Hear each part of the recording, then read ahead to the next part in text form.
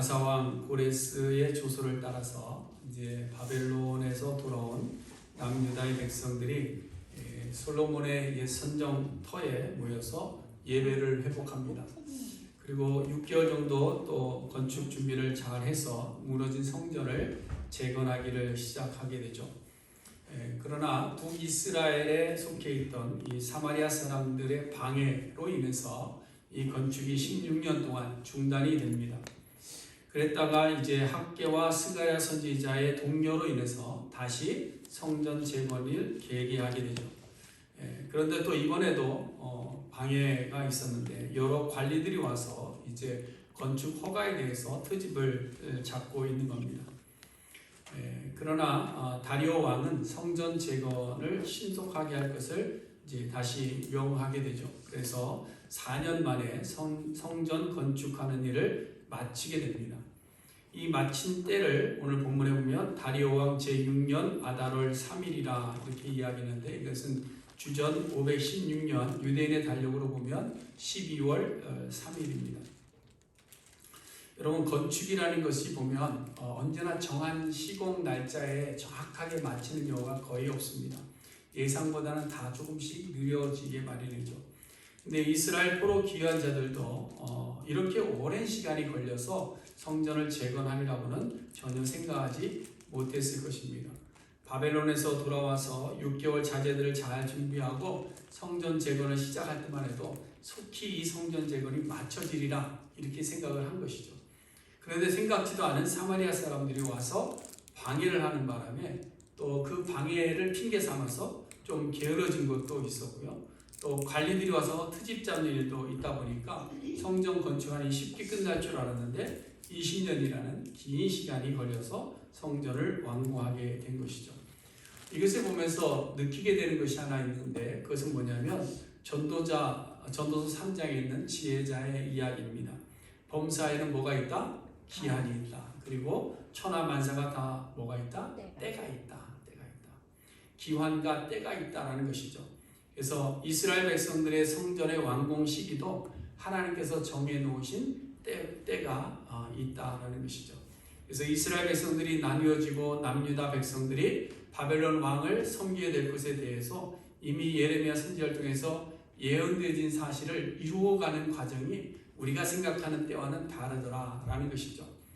여러분 예레미야 25장 11절에 보시면 이 모든 땅이 폐허가 되고 가나안 땅을 이야기하는 겁니다. 폐허가 되고 놀랄 일이 될 것이며 이 민족들이 이스라엘 민족들이죠. 특별히 남유다 백성들인데 이들이 70년 동안 바벨론의 왕을 섬기게 될 것이다. 그래서 여기서 70년이라는 기간이 정해져 있는데요. 이 기간이 어디서부터 어디까지인가 하면 성전이 무너진 그 시점부터 스룹바벨의 성전이 완공되어진 그 시간을 이야기하는 겁니다. 그래서 여러분 솔로몬의 성전이 586년에 무너졌습니다. 그리고 바벨론 포로 1차 포로 귀환은 537년에 시작됐고요. 그러니까 한 50년 지난 거죠. 그리고 제2 성전은 이제 536년에 이제 시작이 되고 16년 중단되었다가 4년 공사해서 516년에 마치게 되는 겁니다. 이 숫자 계산이요. 이제 거꾸로 가다 보니까 우리가 계산하기 조금 혼동될 수 있습니다. 586년에서 70년이 지나면 516년이 되는 것입니다. 그래서 이 예레미야가 예언한 예언이 그대로 성취되어지는 때가 516년입니다. 그것이 다리오 왕 제6년이죠. 그때 시공을 마치게 되는 겁니다. 그러므로 우리도 마찬가지인 것 같아요. 우리가 지금 회복하려고 우리의 몸된 성전, 우리의 삶, 우리의 거룩한 몸을 재건하기 위해서 우리가 의욕적으로 시작을 하지만 여러 가지 방해들이 있습니다. 그렇죠? 방해들이 있습니다. 그 중에 가장 큰 것이 뭘까요? 우리 속에 있는 게으름이 아닐까 그런 생각을 해봅니다. 그것 때문에 우리의 욕심과 또한 우리의 눈에 보이는 어떤 야망들 아니면 나의 게으름 이런 것들이 우리의 몸을 거룩한 성전으로 회복하는 데 있어서 자꾸 지연시켜 가고 있는데요. 그럼에도 불구하고 우리가 실망하지 말 것은 때가 있다라는 겁니다. 때가 있다. 하나님께서 우리를 선택하셨습니다. 믿으십니까? 하나님께서 또한 우리를 부르셨습니다. 그뿐만 아니라 우리를 부르시고 독생성자 예수 그리스도 아들을 내어주셔서 죄값으로 우리를 구원해 주셨습니다. 그러므로 아직 우리의 성전 재건이 완성되지 않았다 할지라도 여러분 우리가 실망할 것이 아니라 포기할 것이 아니라 우리는 다시 일어나야 된다는 것이죠. 학개와 스가랴 선지자의 격려처럼 우리에게는 무엇이 말씀이 매주마다 우리에게 주어집니다. 우리가 매일같이 말씀을 묵상하고 일어나서 기도하고 또한 말씀을 읽고 하는데 그 시간들을 통해서 우리에게 하나님께서는 격려하고 계시는 것이죠. 그러므로 다시 일어나 우리의 몸된 성전을 재건해 나갈 수 있는, 그래서 우리의 몸된 성전을 하나님 앞에 봉헌해 드릴 수 있는 우리 모두가 될 수 있기를 간절히 소원해 드립니다. 여러분 모든 것이 다 그렇습니다. 포기하지만 않으면 됩니다. 그렇죠? 포기만 안 하면 돼요. 포기 안 하면 언젠가는 되는 겁니다. 포기하면 근데 모든 것이 끝나는 겁니다. 우리가 신앙생활의 변화, 우리의 삶의 변화를 역시 나는 안 되나 봐 하고 포기하면 그 자리에서 끝이 납니다. 그렇죠? 근데 포기하지 않으면 언젠가는 새로워지는 그날이 분명히 온다라는 겁니다. 여러분에게 한번 질문을 던져봅니다. 여러분들은 여호수아 1장 9절에 나와 있는 대로 내가 어디로 가든지 내 하나님 여호와가 너와 함께하느니라 하시는 이 말씀을 여러분들 믿으십니까? 우리 성도님들이 확신이 좀 있어야 되는데 확신이 좀 부족합니다. 그래서 속으로 다 하셨을 줄 압니다. 너무 쑥스러움이 많으니까. 여러분들은 예수님께서 마태복음 28장 20절에서 말씀하신 내가 세상 끝날까지 너희와 항상 함께 있으려 하신 말씀을 여러분 믿으십니까? 네. 그걸 두 가지만 믿는다고 해도 우리는 포기할 이유가 있을까 없을까요? 없다라는 겁니다. 없다라는 거예요. 여호수아에게 하신 말씀, 하나님이 나의 하나님이 되고 제자들이 하신 말씀, 예수님이 나의 주인이 되어서 나와 항상 함께 하신다. 그런데 무엇을 염려하겠단 말이죠. 무엇을 포기할 수 있겠습니까? 자, 오늘 본문을 보면 그래서 이 말씀이 어떻게 역사하고 계시는지 하는 것을 우리가 확실하게 보여줍니다. 그래서 포기하지 않고 있으면 우리에게 반드시 이루어질 것에 대해서 우리에게 보여주고 있는데요.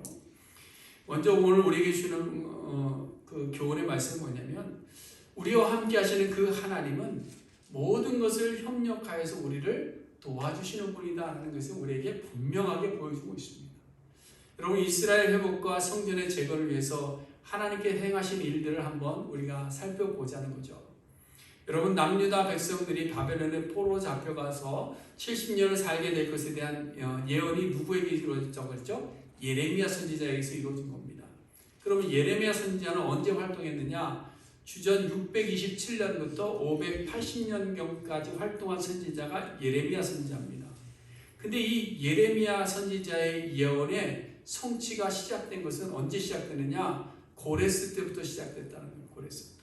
여러분 고레스는 그럼 언제의 사람이냐? 538년경에 바벨론을 멸망시키고 바사 페르시아를 건국한 사람이 고레스입니다. 근데 이 고레스를 627년에 예언한 예레미야가 그것을 예언했다는 사실이죠. 그 예언이 그래서 50년이 지나서 고레스를 통해서 그 모든 것들이 이루어지는 걸 봅니다. 근데 더 놀라운 것은 이 고레스에 대한 예언, 이 고레스라는 인물에 대한 예언은 그거보다 더 일찍 이루어집니다. 200년 전에 이사야 선지자, 예레미야보다 그 전에 이사야 선지자를 통해서 이미 예언되어지는 거죠. 이사야 선지자, 예레미야 선지자는 동시대 사람 아닙니다. 그러나 하나님께서는 이사야 선지자를 통해서 고레스라는 인물을 예고하셨고요. 그 다음 나온 예레미야 선지자를 통해서 이스라엘 백성들이 바벨론으로 포로 잡혀갔다가 70년 후에 돌아올 것을 예고하신 겁니다. 그것이 지금 이루어지고 있는 거예요. 그뿐만 아니라 하나님께서는 이 일을 이루심에 있어서 여러 사람들을 사용하고 있는 거죠. 여러 사람들을 사용하셔서 하나님의 성전 재건을 이루어 가시는 것을 봅니다. 첫 번째가 바로 고레스죠. 고레스. 앞서 말씀드린 대로 고레스가 등장하기 200년 전에 이미 하나님께서는 고레스라는 인물을 준비해 놓으신 거예요. 준비. 이걸 어떻게 할 수 있는가 하면 이사야 44장 28절에 보면 고레스에 대해서 예언되지는 말씀이 있습니다. 고레스 대하여 이르기를 내 목자라 나의 모든 기쁨을 성취하리라 하며 예루살렘에 대하여는 이르기를 중건되리라 하고 성전에 대하여는 내 기초가 놓여지리라 하는 자니라. 이것을 이야기하는 자가 누구다? 고레스다. 고레스. 그래서 고레스는 페르시아, 지금의 이란이죠. 이란을 건국한 왕인데 더 놀라운 것은 고레스가 왕에 등극하자마자 바로 조소를 내렸다는 거예요. 첫 번째 한 일이 뭐냐? 조소 내리는 일입니다. 조소 내리는 일. 근데 이게 여러분 쉬운 일이 아니죠. 여러분 지금 우리 대한민국도 보니까 정권이 이제 교체되는 시기잖아요. 그렇죠? 교체되는 시기입니다. 그러면 사람들은 새로운 정부를 향해서 무엇을 제시할까 하는 것에 관심을 가집니다. 무슨 국정을 제시할까? 국정과제로 무엇을 내놓을까? 근데 정권을 잡은 사람들이 생뚱맞게 갑자기 생각나서 아무 편나 막 제시하지는 않잖아요. 그렇죠? 오래전부터 생각하던 일들을 실천으로 옮기기 위해서 연구하고 계획하고 옳은지 맞는지 재보고 그러다가 발표하는 겁니다. 그렇다면 이 고레스 왕도 마찬가지죠. 고레스 왕이 등극하자마자 바로 유대인들을 포로에서 돌아가라 한 것이 그냥 한순간에 생겼던 생각은 아니다라는 겁니다. 그 이전부터 알고 있었다는 거죠. 그래서 그 근거를 몇 가지를 제시하는데요.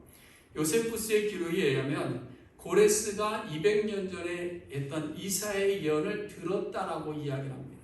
그것을 듣고 읽었기 때문에 자신이 하는 일이 무엇인지를 이미 알고 있다는 거죠. 그뿐만 아니라 고레스는 그 다니엘을 통해서 당시 바벨론에 포로 잡혀와 있던 이 다니엘을 통해서 하나님이 이스라엘 민족의 하나님이 어떤 분인가를 이미 알고 있었다는 겁니다. 그래서 고레스는 왕이 되자마자 포로들의 귀환을 명한 거예요. 그래서 1장 1절에 보면 예레미야 입을 통해 하신 말씀을 이루게 하시려고 그 다음에 바사왕 고레스의 마음을 감동시키셨다. 이렇게 감동시켰다. 결국 고레스는 하나님께서 성전 재건을 위해서 미리 준비되어진 인물이라는 거예요. 준비되어진 인물이다.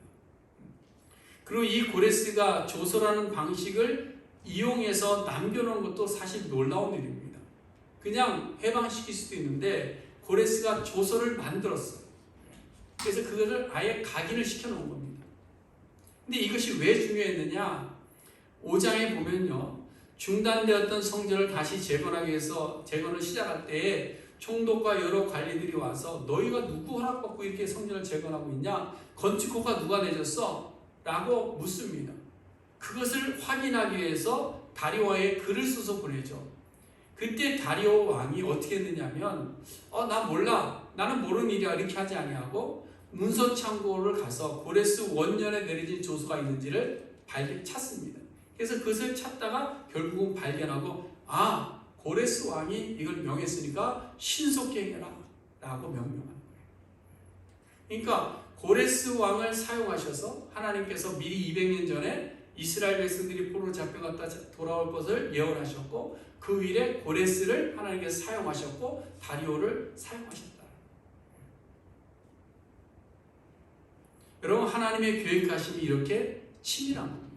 이렇게 치밀한 겁니다. 그렇다고 한다면 여러분, 우리를 향한 하나님의 계획이 있을까요? 없을까요? 우리를 향한 계획이 분명히 있을 줄로 믿습니다. 여러분, 우리가 하나님을 알고 예수 그리스도를 믿어서 하나님의 자녀가 될 수 있었던 것, 우리의 몸된 성전을 재건하기 위해서 기초를 놓을 수 있었던 것이 여러분 우연의 일일까요? 그렇지가 않습니다. 한번 볼까요? 하나님은 아담이 병자한 이후에 우리를 구원하시기 위한 메시아 그리스도를 계획하십니다. 그렇죠? 그때부터 계획하신 거예요. 그래서 뱀의 후손과 여인의 후손을 우리에게 말씀하셔서 원시복음을 우리에게 주신 거예요. 그때부터 우리를 구원한 하나님의 계획은 시작됩니다. 그럼 그 계획이 그때만 시작되고 가만히 있었느냐? 아니잖아요. 예수 그리스도를 이 땅에 보내주시기 위해서 누구를 선택합니까? 갈대아우르에 있는 아브라함을 선택하시고 아브라함을 통해서 이스라엘의 12지파를 만드시고 그 다음에 이스라엘 지파 속에서 유다 지파를 선택하시고 그래서 그들이 범죄할 때에도 우상 숭배하며 하나님을 떠날 때도 이 유다 지파만큼은 그루터기처럼 남겨두신 겁니다. 그래서 이 유다 지파를 통해서 예수 그리스도가 이 땅에 탄생하실 수 있도록 만드신 겁니다. 그리고 예수 그리스도의 죽으신 이후에는 누구를 통해서? 12명의 사도들을 통해서 그들을 통해 교회를 세워주셨고 그들을 통해서 복음이 전파되게 하셨고 그 다음에 이방인 어떻게 전파됐죠? 사도 바울을 통해서 이방의 복음이 전파되게 하셨고 그 다음에는 또 복음이 들어가지 않는 곳에 누구를 통해서? 선교사님들 통해서. 그렇죠? 그래서 우리 민족도 100년 전에 선교사가 들어와서 복음을 받아들이고 말미암아 우리가 예수를 알게 됩니다. 지금도 아직까지 예수를 모르는 사람들을 향해서 우리가 많은 선교사를 파송하고 있는 이유가 그겁니다. 그건 뭐냐? 이 모든 것들이 하나님의 계획 안에서 이루어진다는 거예요. 우리 한 사람 한 사람, 그냥 하나님을 보고 이렇게 흘러갔건 아니에요. 하나님이 나 한 사람을 위해서 이러한 계획을 지금까지 이루어 놓으셨다는 사실이에요. 그것이 하나님의 구속사이고 하나님의 도우심의 손길입니다. 그뿐만 아니라 하나님은 그래서 한 번으로 그치지 아니하시고 계속해서 격려하는 거예요. 계속해서 넘어지면 다시 일으켜주시고 넘어지면 다시 일으켜주시고 또 잘못된 길면 다시 바른 길로 인도해 주시고. 여러분 이스라엘 백성들 보세요. 이스라엘 백성들이 성전 재건을 보면 16년이라는 기간을 머물러 있었습니다. 이제는 포기할 만도 합니다. 그런데 그때쯤 돼서 하나님께서 누구를 보내시죠? 학개와 스가랴를. 오늘 본문에 나오잖아요. 14절에 보면 유다 사람의 장로들이 선지자 학개와 이도의 손자 스가랴의 권면을 따랐으므로 성전 건축하는 일을 형통하지라. 안 되는 일들, 게으름으로 멈춰있던 일들을 하나님께서 학개와 스가랴 선지자를 다시 세우셔서 그들을 보내시고 이스라엘 백성들을 일어나게 만든 거예요. 여러분 오늘날 우리도 마찬가지 아닙니까? 우리가 넘어져 있을 때, 우리가 하나님의 말씀을 읽고 있을 때, 우리의 습관들이 자꾸 게을러지고 있을 때 하나님께서 우리를 누구를 통해서, 성령을 통해서 우리를 깨우치지 않습니까? 말씀을 통해서 우리를 찌르지 않습니까? 그것이 다 뭐냐? 하나님께서 우리를 도와주고 계신다는 사실. 우리를 도와주고 계신다. 그러므로 여러분 우리가 포기하지 아니하고 하나님의 도우심을 믿고 일어설 수 있으면 우리의 몸된 성전이 지금은 아직 우리가 볼 때 아직 추하고 강도의 소굴이 그대로 있는 것 같지만 언젠가는 우리의 몸이 새로움으로 거듭나게 될 줄로 믿습니다. 그러려면 하나님의 도우심의 손길을 믿고 우리 자신을 날마다 새롭게 하는 삶의 모습이 필요합니다. 여러분 우리는 이렇습니다. 존재가 어떤 존재인가 하면 하나님의 손을 이렇게 잡기도 하고요. 우리가 이 손을 놓기도 합니다. 그렇죠? 우리가 필요하면 하나님의 손을 잡아요. 그렇죠? 그래 안 그래요? 힘들고 어려우면 어떻습니까? 하나님의 손 잡아요. 뭐가 필요하면 하나님의 손 잡아요. 안 부르다가도 불러요. 기도 안 하다가도 기도해요. 근데 좀 형편이 좋아지면 어떻게 합니까? 내가 해도 되네. 손 놓습니다. 뭐 다 좋은데 뭘 기도해? 형편이 다 좋은데 지금 이대로만 가자. 하나님 그냥 이대로 쭉 가게 해주세요. 그리고 손 놓습니다. 그러다 또 한 대 맞으면 또 잡고 또 괜찮아지면 또 손 놓고. 뭐 저희만 그런 게 아니에요. 이스라엘 백성들 다 그래갖고 그랬어요. 근데 여러분 우리가 이렇게 손을 놨을 때 낭떠러지 밑으로 떨어지지 않는 이유가 있습니다. 그건 뭐냐면 우리의 손이 잡는 게 아니라 우리의 손이 잡힌 손이 있습니다. 우리의 손을 잡고 있는 손이 있습니다. 그게 누구냐? 하나님이 우리의 손을 잡고 계시다. 그것이 하나님의 도우심입니다. 이 하나님의 도우심이 우리의 몸된 성전을 회복하는데 큰 힘이 될 줄로 믿습니다. 그 다음 두 번째로 하나님은 우리를 도우실 뿐만 아니라 우리로 하여금 즐거움에 참여할 수 있도록 합니다. 즐거움에. 다시 말해서 우리를 즐거움 속에 항상 기뻐할 수 있도록 만들어 주신다는 거죠. 여러분 오늘 본문 16절부터 보시면 18절까지는요 성전 봉헌식입니다. 성전을 다 완공하고 15절까지 완공하고 16절부터 성전 봉헌식으로 18절까지 성전 봉헌식이 거행되는 부분이고요. 그 다음에 19절부터 마지막 절까지는 6월절을 지키는 모습입니다. 6월절. 근데 이 두 행사에 공통점이 하나 있습니다. 성경을 이렇게 보다 보니까 공통점이 하나 있었어요. 그것이 뭐냐면 즐겁다, 즐거움입니다. 즐거움. 여러분 그 16절 말씀 보시면 사로잡혔던 자의 자손이 즐거이 하나님의 성전 봉헌식을 했다. 그렇죠? 그 다음에 22절 보시면 즐거움으로 이래 동안 무교절을 지켰다. 이렇게 나와 있습니다. 그러니까 성전 봉헌과 유월절을 지키는데 그들이 즐거움이 있었다라는 겁니다. 그런데 그 즐거움을 누가 주었냐라는 거죠. 그것이 22절에 보면 나옵니다. 22절 한번 보세요. 즐거움으로 이래 동안 무교절을 지켰으니 이는 그랬죠. 이렇게 즐거워할 수 있었던 것은 여호와께서 그들을 즐겁게 하시고. 이렇게 됩니다. 여러분, 우리가 하나님 앞에 예배할 때 우리 속에 즐거움이 있는 것은 누구 때문일까요? 하나님께서 우리에게 즐거움을 주신 겁니다. 우리가 찬양하고 예배하고 기뻐할 때에 그 기쁨을 누가 하셨다고요? 하나님이 우리를 즐겁게 하셨다. 우리가 절기를 지키면서 즐거워하시는 것은 하나님께서 우리에게 그 절기를 통해서 즐겁게 하셨다. 그래서 여러분, 성전 봉헌하는 모습도 한번 보세요. 하나님께서는 늘 성전을 통해서 즐거움을 우리에게 주셨습니다. 여러분, 출애굽기 40장에 보면 성막이 완성됩니다. 그리고 성막에 봉헌식이 있었어요. 그때에 그 성막 안에 무엇이 있었다고 그랬습니까? 여호와의 영광이, 그렇죠? 여호와의 영광이 성막에 충만하였다. 이 말은 온 백성에게 기쁨이 충만하였다. 이런 말을 이야기하고 있는 겁니다. 그런데 사무엘상 4장에 가보니까 여호와의 언약궤를 빼앗겼을 때에 여호와의 영광이 어땠다고 그랬어요? 떠났다. 그렇죠? 성경 공부하신 분들은 다 아실 겁니다. 여호와의 영광이 떠났다. 그래서 비느하스 아들 이름이 뭐라고요? 이가봇. 그렇죠? 이가봇입니다. 여호와의 영광이 언약궤를 빼앗겨버렸기 때문에. 그런데 또 사무엘하 6장에 보니까 잃어버렸던 그 언약궤 다시 시온성으로 들어올 때에 이스라엘 민족이 어떻게 했다? 즐거워했다. 즐거워서 기뻐 뛰며 찬양했다. 그때 누구도 같이 했다? 다윗도 같이 했다. 그 다음에 처음 지어진 솔로몬의 성전도 마찬가지입니다. 모든 것이 완공되어서 봉헌식을 드릴 때 이스라엘 모든 민족이 기뻐하며 즐거워했다. 이렇게 되어 있습니다. 그 다음에 오늘 본문에서도 솔로몬 성전이 무너졌을 슬픔을 이 스룹바벨 성전이 완공되면서 다시 즐거워하게 되었다. 그 다음에 신약에 와서 볼까요? 사도행전 2장에 보니까 오순절 성령이 임하십니다. 예루살렘 교회가 세워집니다. 성도들이 모여서 기도하기 힘썼습니다. 그리고 떡을 뗄 때 뭐가 있었다? 기쁨과 즐거움이 교회 안에 가득하였다. 그럼 우리의 마지막 가는 천국은 어떨까요? 이루 말할 것도 없죠.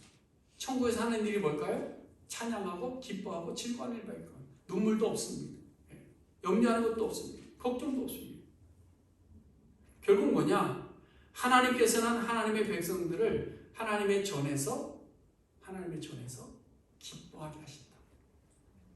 그러면 예배당에만 와서 살면 다 기쁘겠네요. 그게 아니고 하나님이 임재하시는 곳을 이야기합니다. 그래서 어떤 장소적인 의미만을 이야기하는 것이 아니라 오늘날 우리가 신앙 공동체를 통해서 그리고 우리의 삶의 현장에서 하나님이 임재하시는 모든 곳에 하나님 앞에서 코람데오의 신앙을 가지고 살아갈 때에 우리의 삶은 즐거움으로 가득 차게 된다. 근데 하나님 앞에 살지 못하니까 세상의 염려와 근심 속에서 우리는 고통과 괴로움 속에 살 수밖에 없더라. 그럼 왜 하나님의 임재 앞에서만 우리를 즐겁게 하시느냐라는 거예요. 여기 이유가 좀 있습니다. 그것은 오늘 우리가 찬양으로 불렀지만 파워포인트 안 돼서 오늘 제대로 부르지는 못했는데요. 이 정결이라는 마지막 곡이 있는데요. 이 정결이 굉장히 중요합니다. 하나님의 임재 앞에서 가장 중요한 것이 이 정결입니다. 정결로 전제를 드리기 때문에 죄로 인한 고통과 근심이 사라지는 시간이 바로 이 정결한 몸으로 하나님 앞에 예배하는 시간입니다. 여러분, 오늘 본문에 보면요, 성전 봉헌식이 열리게 되는데요, 그 규모는 사실 그렇게 크지 않았습니다. 솔로몬의 성전 봉헌식에 비하면 한 200분의 1 정도밖에 안 돼요. 규모는 작습니다. 재물의 수도 비교가 되지 않습니다. 그런데 오늘 본문 18절 마지막에 보시면 모세의 책에 기록된 대로 하였다 이렇게 말씀하고 있고요. 이 말씀이 어디에 나오는 것과 동일하냐면 출애굽기 40장 성막 봉헌식을 할 때의 말씀과 똑같습니다. 여호와께서 모세에게 명령하신 대로 하니라. 이 말씀하고 똑같은 말씀입니다. 그럼 성막과 성전 봉헌에 있어서 가장 핵심적인 것이 뭘까요? 여호와께서 모세에게 명한 것, 모세의 율법대로 따른 것 중에 가장 핵심이 뭘까? 그것은 바로 정결함이었습니다. 정결함. 하나님 앞에 나아가는 자들의 정결함이었습니다. 정결함. 그래서 여러분 19절부터 나오는 6월절 절기를 지키는 모습을 보면 20절에 무엇을 강조하고 있는가 보세요. 20절에 제사장들과 레위 사람들이 일제히 몸을 어떻게 하게 하여? 정결하게 하여. 그 다음에 다 정결함에, 그렇죠? 정결하게 하는 의식을 통해서 모두가 다 정결한 이후에 하나님 앞에 유월절을 지켰다, 이 얘기를 하고 있는 거예요. 여러분, 예레미야 7장 1절부터 11절 말씀을 보시면요, 이스라엘 백성들에 대해서 하나님께서 책망하시는 모습이 나옵니다. 근데 이스라엘 백성들을 왜 책망했냐면 그들의 정결함이 없이 거짓되고 추한 모습을 그대로 가지고 있으면서 외식으로 겉으로만, 입으로만 예배한다고 이야기했기 때문입니다. 거기 보시면 여호와의 성전이라 성전이라 성전이라 거창하게 말을 하는데 삶에서는 온갖 추하고 더러운 죄로 가득하여서 정결하지 못한 상태로 너희가 예배하러 올라왔다. 이거 책망하고 있는 거예요. 무익한 거짓말과 도둑질과 살인과 가증한 일들을 행하면서 말로는 우리가 구원받았다 라고 하면서 가증함으로 성전에 올라왔다는 책망. 여러분, 그래서 우리가 성전에 올라갈 때 친구와 다툰 일이 있으면 어떻게 하라고 했어요? 화해하고 사과하고. 그리고 우리가 예배하러 올라와서 가장 먼저 하는 것이 뭡니까? 하나님 앞에 회개하는 일이에요. 왜? 우리의 몸을 깨끗하게 하는 순간. 또 무익한 거짓말, 도둑질, 살인, 가증한 삶에서 도덕적으로 막 부패한 삶을 살면서도 늘 이야기, I'm Christian. 나는 구원받았는데 괜찮아. 하나님 다 용서해 줄 거야. 그렇게 살면 된다, 안 된다? 안 된다. 하나님께서 그것을 책망하십니다. 예레미야 선지자. 그러면서 예레미야 선지자가 예수님이 인용하신 말씀을 그대로 보여줍니다. 내 이름으로 일컬을 받는 이 집이 너희 눈에는 도둑의 소굴로 보이느냐. 여러분, 우리 한 사람 한 사람 다 하나님의 성전인 것을 믿으시길 바랍니다. 우리의 성전이 도둑의 소굴 되지 않도록, 우리의 성전이 도둑의 소굴로 취급받지 않도록 늘 우리를 돌아볼 수 있어야 되고 정결한 삶을 살아야 될 줄로 믿습니다. 제사장과 레위 사람들은 유월절을 지키기 위해서 그들의 몸을 정결하게 했습니다. 그러면 제사장들과 레위 사람들만 그랬느냐? 아니에요. 그 뒤에 또 나오는 부류가 있습니다. 사로잡혀 갔다 돌아온 사람들, 제사장 그룹 외에 다른 사람들도 그들의 몸을 구별했습니다. 그들만 구별했느냐? 아니에요. 가나안 땅에 포로로 잡혀가지 않고 남아있던 사람들이 있습니다. 남아있던 사람들. 이 남아있던 사람들도 그들의 몸을 새롭게 했습니다. 그뿐입니까? 이방 사람들 중에서 이스라엘 민족 안으로 들어온 사람들이 있습니다.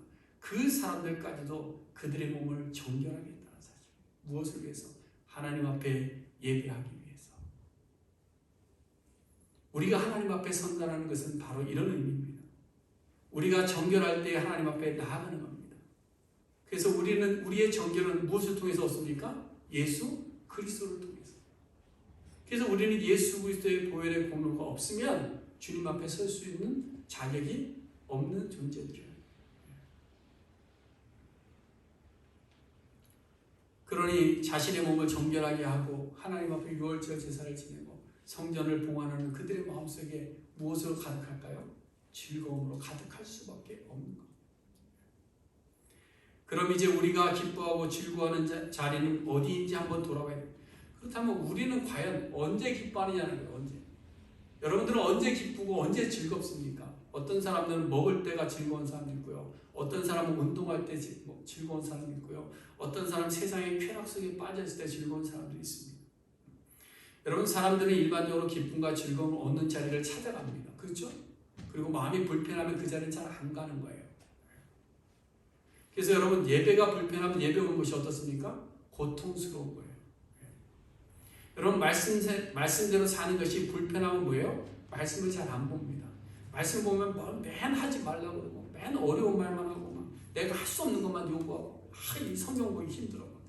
안 보는 거예요. 근데 여러분, 의외로 이런 분들 많아요. 맞습니다.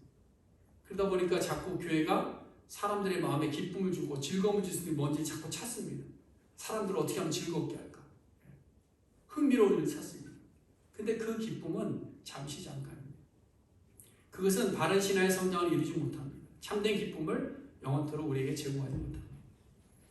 여러분, 하나님께서는 오늘 이스라엘 백성들이 성전을 재건할 때 성전 안에서 기뻐하게 하셨습니다. 하나님께서는 유월절 절기를 지키는 그들에게 즐거움을 주셨습니다. 그러므로 우리도 마찬가지입니다. 세상적인 쾌락보다도 우리의 몸된 성전이 새롭게 변화되어가는 그 모습 속에서 우리는 기뻐할 수 있기를 바랍니다. 나의 삶이 조금씩 주님 앞에 가는 모습을 바라보면서 우리는 기뻐하고 하나님 앞에 예배하는 시간에 나와 예배하고 찬양하고 우리의 무릎을 꿇고 눈에서 눈물을 흘리고 이런 것들을 통해서 변화되어가는 나의 모습을 보면서 기뻐할 수 있는 우리의 삶이 될 수 있기를 바랍니다. 여러분, 우리의 삶이 주님 앞에서 정결해지는 변화를 통해 기뻐하는 우리가 될 때 예배의 자리, 말씀의 자리, 기도의 자리가 우리에게 기쁨 되는 겁니다. 죄와 싸워 이기고 진리 안에서 말씀대로 순종할 때 그것이 우리에게 기쁨이 되는 겁니다. 하나님은 우리를 도와주십니다. 하나님은 그 속에서 우리를 행복하게 하여 주실 줄로 믿습니다.